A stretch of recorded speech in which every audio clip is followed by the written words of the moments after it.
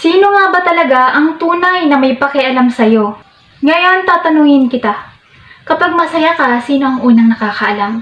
Kapag malungkot ka, sino ang tunay na nakakapansin? Kapag walang-wala ka, sino ang hindi umaalis? At kapag may naabot ka, sino ang totoong proud sa'yo? Simpleng tanong lang ito, pero kayang-kaya nito baguhin ang pananaw mo sa sarili mo at sa paligid mo. Sa psychology, may tinatawag na self-concept at emotional independence. Ibig sabihin, ikaw ang pinaka-constant na tao sa buhay mo. Ikaw yung laging andyan para sa sarili mo. Habang yung ibang tao pwedeng andyan ngayon, pero pwedeng mawala bukas. Pwedeng mahal ka ngayon, pero pwedeng magbago. Real talk lang tayo dito. Sino talagang may pakialam?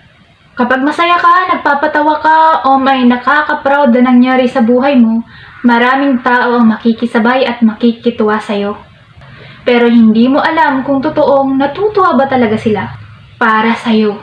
Sa psychology, merong comparison instinct. Ano nga ba ito? Ang tao minsan habang masaya ka, kinukumpara nila yung sarili nila sa'yo. Kapag malungkot ka, dito nasusubok ang genuine care. Siyempre, maraming makikinig, pero kakaunti ang makakaintindi. At siyempre, mas kakaunti ang mananatili. Kapag walang-wala ka na, dito mo makikita ang pinakamalinaw. Kapag wala ka ng maibigay, wala ka ng status, wala ka ng halaga sa paningin ng iba, dito mo na makikita kung sino ang totoo. Kapag may na-achieve ka, lahat magko-congratulate. Pero hindi lahat proud. Yung iba, napipilitan lang. Yung iba, naiinggit. Yung iba, nawawala.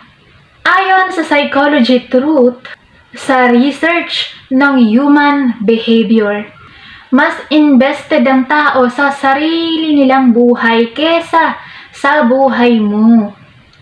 Hindi dahil masama sila, kundi natural yon kahit ikaw sa sarili mo, aminin mo ito. Anong ibig sabihin nito? Hindi nila kayang ibigay sa'yo ang 100% na atensyon. Hindi nila kayang intindihin lahat ng pinagdadaanan mo. At hindi nila kayang mahalin ka sa paraang gusto mo kung hindi mo muna ginagawa sa sarili mo.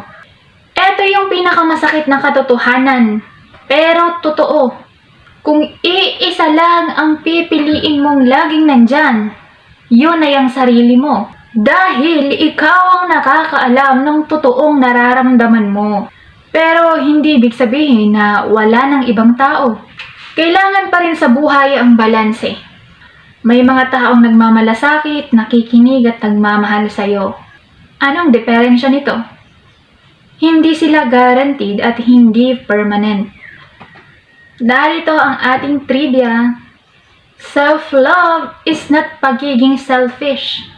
Ito ang foundation ng lahat ng relasyon. Ang utak ng tao ay nakatuon sa sariling survival kaysa sa ibang tao. Kahit ang malalapit mong mga kaibigan ay may limit lang ang empathy. Kaya ngayon, tatanungin ulit kita. Sino ang may pakialam sa'yo? Oo, may ibang tao, pero hindi lahat at hindi palagi. Pero may siguradong hindi ka iiwan. At sarili mo yon, ikaw mismo. Kapag natutunan mong mag-self-care, self-love, alagaan ng sarili mo, doon mo makikita ang tunay na para sa'yo. Maraming salamat sa iyong panonood hanggang sa end ng video na to. Sana na-realize mo kung sino talaga ang may pakialam sa'yo. Don't forget to like, share, and subscribe! At huwag kalimutang mag-comment down below kung ano pa yung mga gusto mong topic about dito o may suggestion ka, may comment ka at may gusto ka pang idagdag. Thank you so much! Bye-bye!